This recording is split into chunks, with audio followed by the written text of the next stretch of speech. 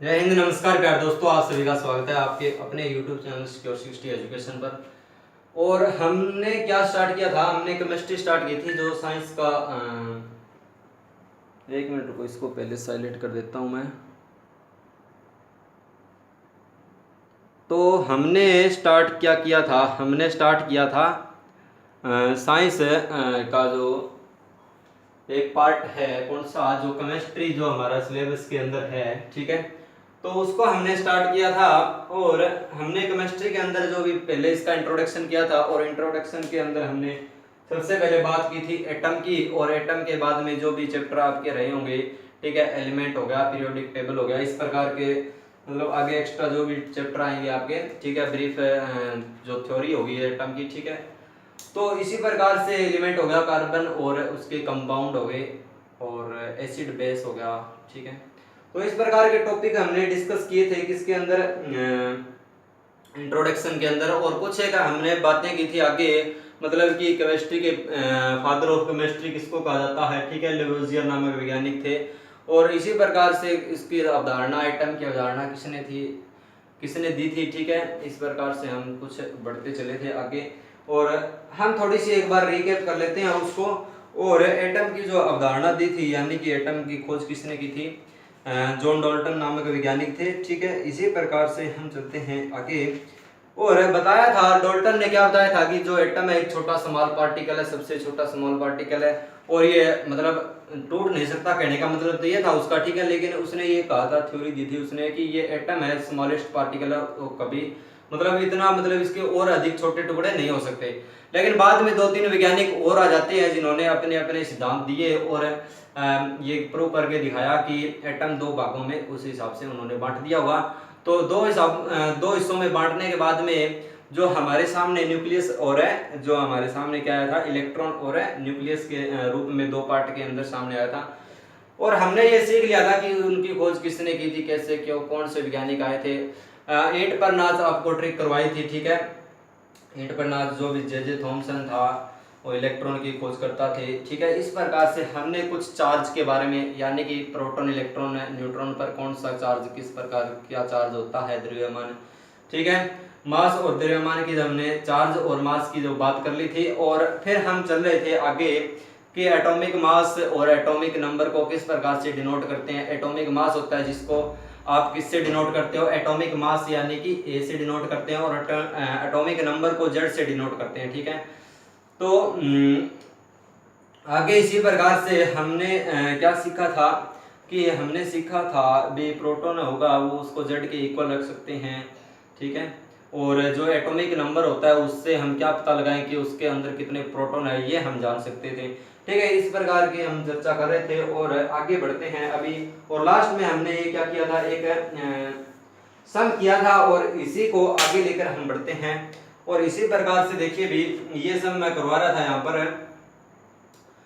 ये कार्बन का atomic mass था, ठीक है, और इसके नाभिक में कितने न्यूट्रॉन और प्रोटॉन, इसका हम पता लगा सकते हैं एटॉमिक मास से।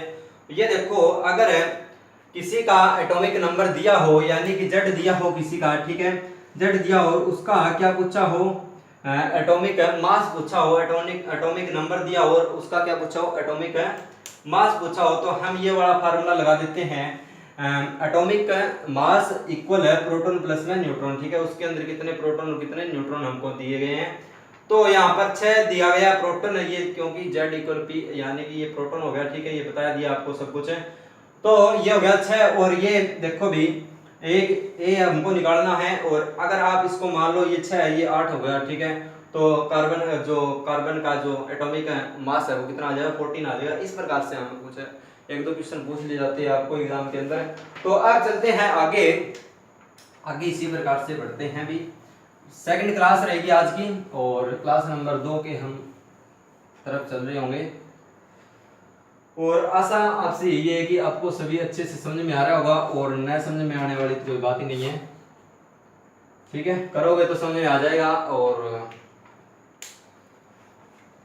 तो अब बढ़ते हैं आगे, और आगे देख लेते हैं क्या था क्या नहीं है। और अब बात यहाँ पर कहाँ जाती है, हमने जो एग्जाम्पल है क्या पढ़ लिया था, हमने ये एग्जाम्पल पढ़ लिया था एक। तो इसके बाद में हम पढ़ने वाले हैं, क्या पढ़ने वाले हैं, जो आपको फॉर्मूला है आप फॉर्मूले को किस प्रकार भी लिख सकते हो, आप फॉर्मूले को लिख सकते हो Z प्लस में न्यूट्रॉन, ठीक है, इस प्रकार से भी लिख सकते हो, चाहे क्यों Z है ये P होता है, प्रोटॉन है इक्वल है Z, ठीक है, इसके बराबर होता है, यानी कि एटॉमिक नंबर प्लस में न्यूट्रॉन, ठीक है, एसिड क्या वो एटॉमिक मास बराबर होगा एटॉमिक नंबर और उसके अंदर जो भी न्यूट्रॉन की संख्या है उसके बराबर होगा, ठीक है। तो एटॉमिक मास निकालने का फार्मूला ये आपके सामने है।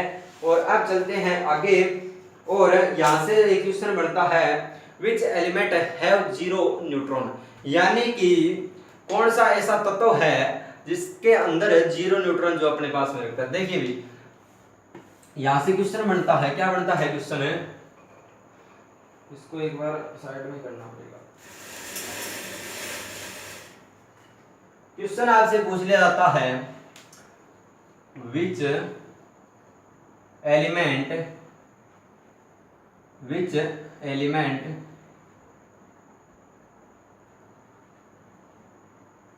हैव जीरो न्यूट्रॉन, यानी कि कौन सा तत्व, कहने का मतलब है कौन सा तत्व है जो अब जीरो न्यूट्रॉन रखता है। मैं आपको बता देता हूं कि वो है हाइड्रोजन। तो क्या है वो, हाइड्रोजन है।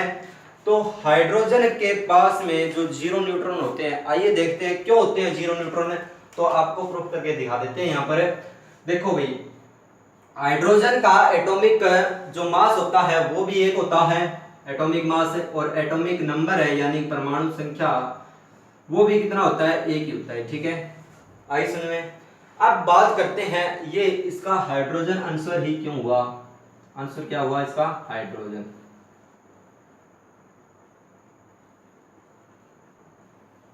हाइड्रोजन, ठीक है।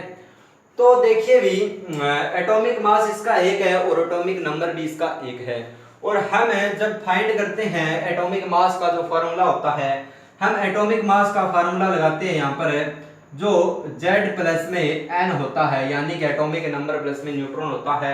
आप लिख सकते हो प्रोटॉन प्लस में न्यूट्रॉन होता है, वो किसके बराबर होता है, एटॉमिक मास के बराबर होता है, ठीक है। तो देखिए भी एटॉमिक मास आपका कितना दे रखा है, यहाँ पर एटॉमिक मास दे रखा है एक, ठीक है, एक एटॉमिक मास कितना दे रखा है, एक दे रखा है ए आपको, और एटॉमिक नंबर ये वाला होता है एटॉमिक नंबर पेयर में, ठीक है। ये इसकी एक दो ट्रिक और भी है, मतलब नाज वगैरह करके इस प्रकार से कोई ट्रिक है, उसको एटम पर खुद को नाज, इससे कोई ट्रिक सी है कोई, ठीक है, वो देख लें, कोई दिक्कत वाली बात नहीं है। बाद में ट्रिक को छोड़ो, आप कंसेप्ट समझो पहले, तो ट्रिक तो अपने आप याद हो जाएगी बाद में। तो ये क्या है, ये है एटॉमिक नंबर यानी कि Z। तो Z कितना दे रखा है, यहाँ पर एक दे रखा है, प्लस में न्यूट्रॉन चाहिए, न्यूट्रॉन ने पूछा है ना, विच एलिमेंट्स हैव जीरो न्यूट्रॉन, किस तत्व के जीरो न्यूट्रॉन होते हैं। तो न्यूट्रॉन को जब आगे लाएंगे तो एक इधर जाके क्या हो जाएगा, माइनस हो जाएगा, और एक माइनस और एक प्लस का कट जाएंगे और क्या बच जाएगा, जीरो बच जाएगा। तो यहाँ से क्या हो जाता है, प्रूव हो जाता है ये कि वो एलिमेंट क्या है, हाइड्रोजन है, जिसका यानी कि जिसके न्यूट्रॉन क्या होते हैं, जीरो होते हैं। तो आपको पता चल गया होगा, ठीक है। अब चलते हैं आगे, और इसी प्रकार से हम देख लेते हैं क्या है क्या नहीं है, और जीरो होते हैं, और दैट्स वाई क्या कहता है, अभी देख लेना, कि इसी वजह से सबसे हल्का तत्व इसको कहा जाता है, लिख लेना, दैट्स वाई न्यूट्रॉन जीरो होने के कारण, हाइड्रोजन के न्यूट्रॉन जीरो होने के कारण, दैट्स वाई इसी कारण इसको क्या कहा जाता है, इसको कहा जाता है lightest element, that's why it's called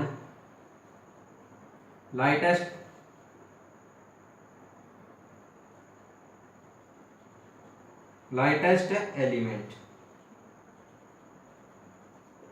यानी कि सबसे हल्का तत्व इसको, मैंने तत्व की बात की है न कि सबसे हल्की धातु की, ठीक है।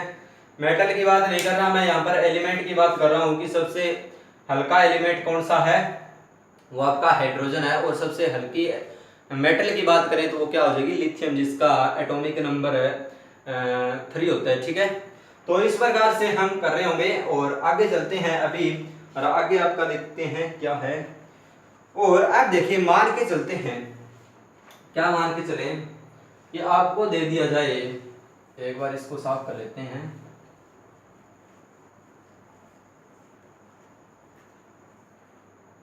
आपको गिवन दे दिया इसने, न्यूट्रॉन दे दिया आपको 3, न्यूट्रॉन दे दिए 3 और एटॉमिक नंबर एटॉमिक मास दे दिया आपको, एटॉमिक मास दे दिया कितना 4 और पूछ लिया then the find element, find element, element बताना अभी, कोई दिक्कत नहीं होगी मेरे हिसाब से। तो देखिए भी न्यूट्रॉन कितने दे दिए 3 दे दिए और एटॉमिक मास दे दिया इसका 4 है और फाइंड एलिमेंट पूछ रहा है भी, यानी कि वो कौन सा एलिमेंट होगा जिसके यानी कि न्यूट्रॉन तो 3 होंगे और एटॉमिक मास 4 होगा। आपको पता है एटॉमिक मास निकालने का फार्मूला होता है, एटॉमिक मास निकालने का फार्मूला होता है Z प्लस में N, ठीक है। और Z आपको पता होगा क्या है, एटॉमिक नंबर है और ये क्या है, न्यूट्रॉन है। तो इसी प्रकार से एटॉमिक नंबर आपको दे रखा है या एटॉमिक मास दे रखा है, आपको दे रखा है एटॉमिक मास कितना दे रखा है, 4 दे रखा है और Z कितना दे रखा है, Z तो आपको दे ही नहीं रखा, ठीक है, ये तो हमको चाहिए, ठीक है। और ये क्या दे रखा है एटॉमिक नंबर, ये न्यूट्रॉन कितना दे रखा है 3 दे रखे हैं, ठीक है, आई समझ में। अब हमको Z चाहिए, ठीक है, एलिमेंट चाहिए हमको Z, क्योंकि एटॉमिक नंबर जो होता है उससे हम क्या पता लगाते हैं, यानी कोई भी एलिमेंट का एटॉमिक नंबर जो भी होगा वो उसका प्रोटॉन भी होगा, ठीक है। तो ये मैंने बात पहले बता रखी है, यानी कि अब ये Z हमको चाहिए, यानी मतलब प्रोटॉन चाहिए, तो प्रोटॉन चाहिए यहाँ पर तो कितना आ जाएगा 1 आ जाएगा, Z इधर लेके आओगे, ठीक है, तो ये 3 इधर आगे माइनस में हो जाएगा तो यहाँ पर 1 बच जाएगा, ठीक है।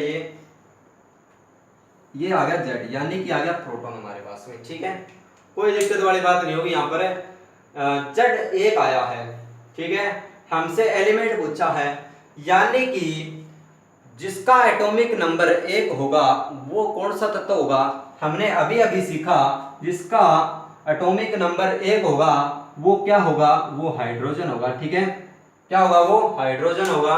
और यही हम सीखते आए हैं, पीछे भी सीखा था, अभी थोड़ी देर पहले सीखा इसको, यानी कि इसका एटॉमिक नंबर 1 और एटॉमिक मास भी 1, ठीक है। तो एटॉमिक नंबर क्या हो गया इसका 1 और जिसका भी प्रोटॉन संख्या यानी कि एटॉमिक नंबर 1 होता है वो क्या होता है, हाइड्रोजन होता है। आगे समझ में इतनी बात, आप चलते हैं आगे और अब इसकी बात करेंगे हम, किसकी बात करेंगे आगे, क्या है आपका, हम बात करते हैं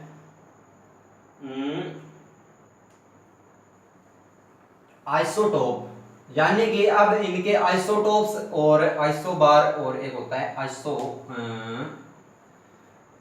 एक कौन सा होता है आइसोन्यूट्रॉन, ठीक है, आइसोटोन, आइसोन्यूट्रॉन। तो हम बात करते हैं आइसोटोप, आइसोटोप, आइसोबार, ठीक है, और आइसोटोन।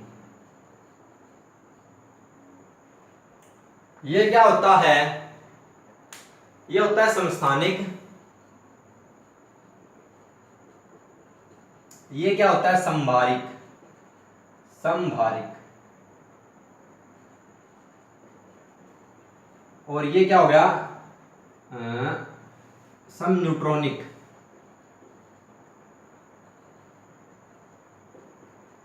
समन्यूट्रॉनिक, ठीक है, कोई दिक्कत नहीं होगी यहां तक।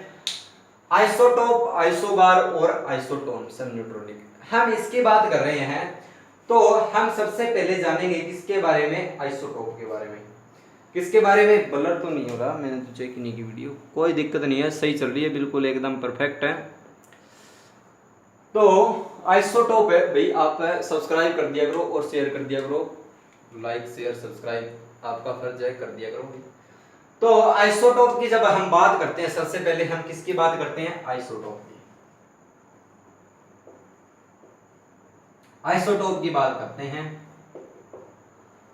तो आइसोटोप की जब बात कर रहे होते हैं, मान लेते हैं कि दो तत्व X और Y है, ठीक है, दो एलिमेंट है, यहां पर क्या है, दो एलिमेंट यानी कि दो एटम, कहता हूं मैं कि दो एटम है एक्स और वाई है, दो एटम क्या है, एक्स और वाई दो एटम है, कोई दिक्कत वाली बात नहीं है। और कह दिया जाए, क्या कह दिया जाए, इसके एटॉमिक नंबर 2 है और इसका एटॉमिक नंबर 3 है, ठीक है, और इसका एटॉमिक मास है वो 14 है और इसका एटॉमिक मास भी 14 है, ठीक है। एग्जांपल लेके बता रहा हूँ, आइसोटोप क्या होता है ये पता लग जाएगा अभी। तो ये तो है इसके एटॉमिक नंबर, ये भी इसका एटॉमिक नंबर, ठीक है, और ये इसका मास है और ये भी मास है इसका, ठीक है।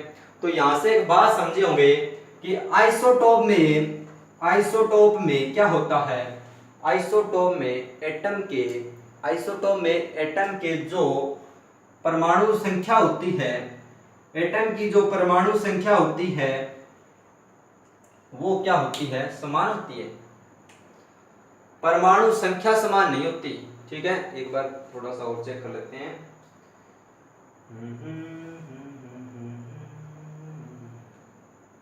ठीक है, ठीक है, कोई दिक्कत वाली बात नहीं है। एक बार इसको 16 कर लो, कोई दिक्कत वाली बात नहीं, 16 कर लो इसको, ठीक है।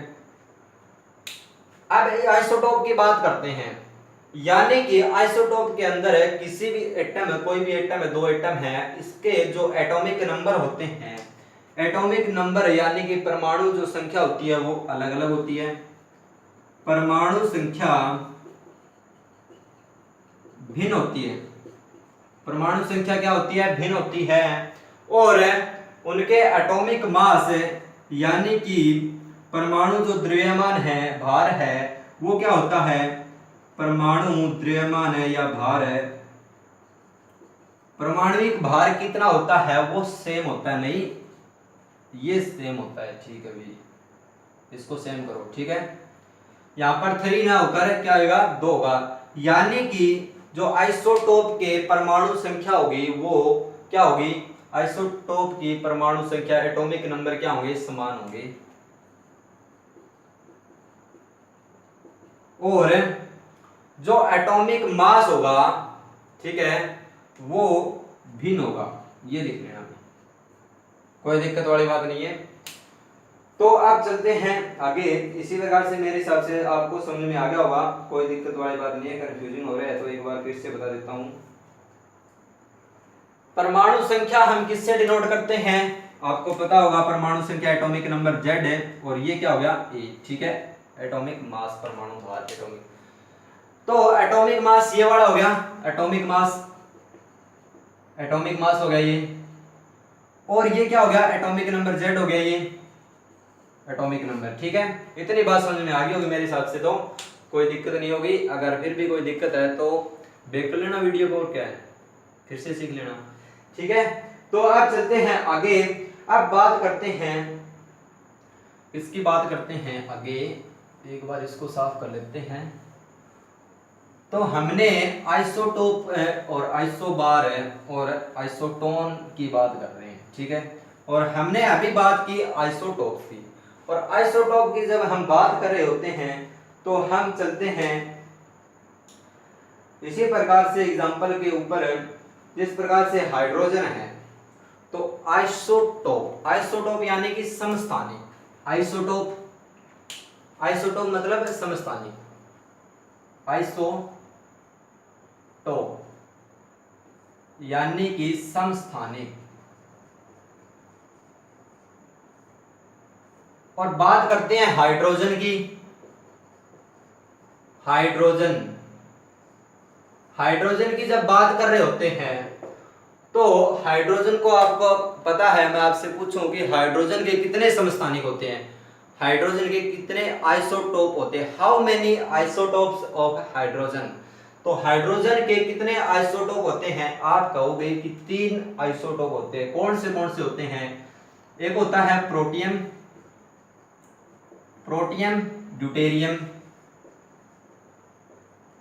ड्यूटेरियम और ट्राइटियम, ठीक है। इसका मतलब एक ड्यूटेरियम यानी कि 2 और ट्राइटियम यानी कि 3। आगे इतनी बात समझ में, कोई दिक्कत नहीं होगी यहां तक, तो ठीक है। तो अब चलते हैं आगे बढ़ते हैं थोड़ा सा, और मेरे हिसाब से तो आपको सही समझ में आ रहा है और सभी कोई दिक्कत वाली बात नहीं है। अब देखो कोई भी एटम होगा, ठीक है, कोई भी एटम होगा और उसके अंदर जो भी न्यूक्लियस होगा, नाभिक होगा, उसके अंदर जो भी प्रोटॉन और न्यूट्रॉन की संख्या कितनी है वो उसके अंदर दर्ज होगी, ठीक है, उसका हमें पता लग रहा होगा। यानी कि कोई भी एटम के न्यूक्लियस में कितने न्यूट्रॉन और प्रोटॉन है यहाँ पर ये दर्शाता है, ठीक है। इसी प्रकार से कोई भी एटम के अंदर, कोई भी एटम के न्यूक्लियस में कितने प्रोटॉन और न्यूट्रॉन है यहाँ पर ये दर्शाता है, ठीक है। प्रोटॉन या इलेक्ट्रॉन तो नहीं है, ठीक है, प्रोटॉन और न्यूट्रॉन की संख्या हमको दर्शाता है, प्रोटॉन और न्यूट्रॉन की संख्या हमको दर्शाता है यहाँ पर है। और इसी प्रकार से कोई भी एटम उसके प्रोटॉन और न्यूट्रॉन में कितने, यानी कि उसके अंदर प्रोटॉन और न्यूट्रॉन की कितनी संख्या ये दर्शाता है। कोई भी एटम उसके नाभिक में क्या दर्शाता है, कोई भी एटम का नाभिक आपको उसके प्रोटॉन और न्यूट्रॉन की संख्या दर्शाता है, कहने का मतलब ये था। तो अब बात करते हैं हाइड्रोजन की। हाइड्रोजन की बात करते हैं, इसका एटॉमिक नंबर क्या होता है, 1 होता है, क्योंकि ये प्रोटियम, ठीक है, प्रोटियम में हाइड्रोजन का एटॉमिक नंबर 1। इसी प्रकार से ड्यूटेरियम में हाइड्रोजन का एटॉमिक नंबर 2, ठीक है। हाइड्रोजन का जो एटॉमिक नंबर होगा 2, क्या होगा भाई, ठीक है, ठीक है, ठीक है, एटॉमिक नंबर नहीं, एटॉमिक मास, क्या, एटॉमिक मास, क्योंकि ये तो एक ही होता है हाइड्रोजन का जो एटॉमिक नंबर होता है। और यहाँ पर है एटॉमिक मास इसका हो जाएगा 2 और यहाँ पर ट्राइटियम यानी कि 3।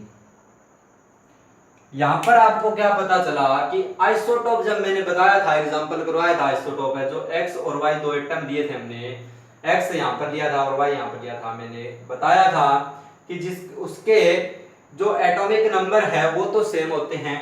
क्या एटॉमिक नंबर यहाँ पर सेम है, एटॉमिक नंबर यहाँ पर सेम है, यानी कि z यहाँ पर सेम है, बिल्कुल है, यहाँ पर भी z सेम है। और क्या बताया था कि जो एटॉमिक मास होगा वो अलग अलग होगा, भिन्न होगा, बिल्कुल भिन्न होगा। एटॉमिक मास क्या है, ये है इसका एटॉमिक मास यानी कि A, ये है A, ठीक है, इससे डिनोट करते हैं हम 1 2 3, ठीक है। ये इसका एटॉमिक मास यानी कि अलग अलग होगा, हाइड्रोजन का एटॉमिक मास अलग अलग होता है। तो हम अब बात करते हैं, एटॉमिक नंबर सबके समान होते हैं। एटॉमिक नंबर आपको पता लग गया, एटॉमिक नंबर सबके समान है, कोई दिक्कत नहीं है। और जो एटॉमिक मास है वो सभी के अलग अलग होते हैं, ठीक है। अब बात करते हैं इसकी प्रोटॉन और प्रोटियम, ड्यूटेरियम और ट्राइटियम की।